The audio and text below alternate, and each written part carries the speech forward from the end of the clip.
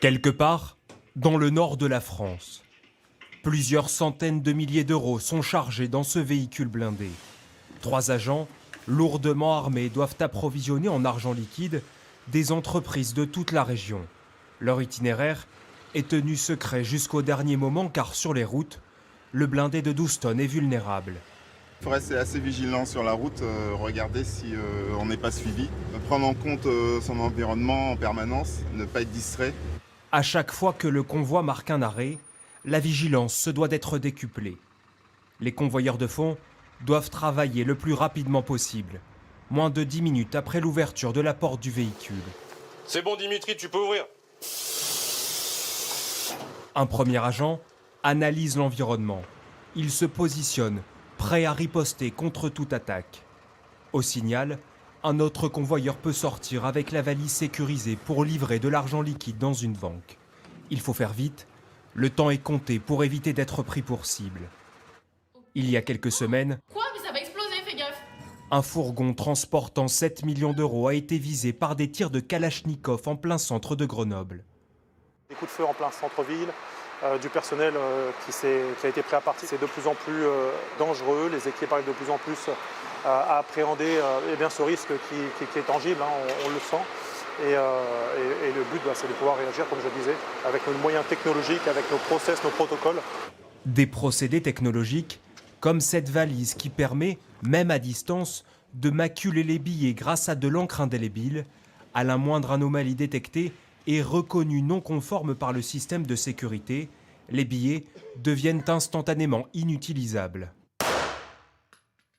Pour réagir en toute sécurité, la formation continue des convoyeurs de fonds est essentielle.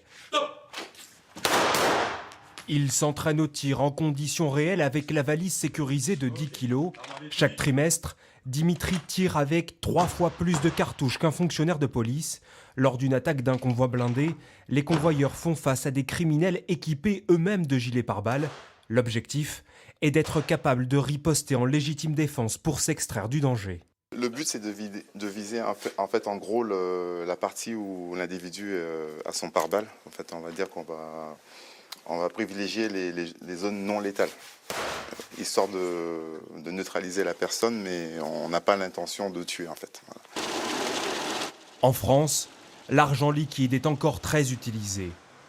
Lorsque vous tenez un billet entre vos mains, il est forcément passé par ici. Nous avons exceptionnellement eu l'autorisation d'entrer dans le centre fort. Les agents de ce service doivent rester anonymes. Ils ont obtenu une habilitation du ministère de l'Intérieur pour y travailler car plusieurs millions d'euros passent chaque jour entre leurs mains.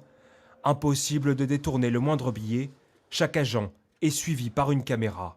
Quand on est nouveau dans la profession, on a au début quelques appréhensions à voir ces tas d'argent au fil de l'eau, avec le temps. C'est un produit finalement comme les autres. On vient là pour compter des billets, pour préparer des billets. Il y a des process particuliers à respecter. Et dans ce sens, on fait peut-être un peu moins d'attention à la matière. Les commerçants sont les premiers à traiter le flux d'argent liquide. Dans ce restaurant, il faut vider la caisse après chaque service dans ce nouveau coffre-fort connecté. Inutile de déposer l'argent à la banque. La recette est sécurisée et instantanément créditée sur le compte en banque du commerçant. Une fois que l'argent est déposé dedans, je n'ai plus du tout accès en fait à cet argent. Auparavant, je l'aurais mis dans une enveloppe cachée dans un petit coffre sous clé en notre possession. Une technologie qui rassure les commerçants face aux tentatives de braquage.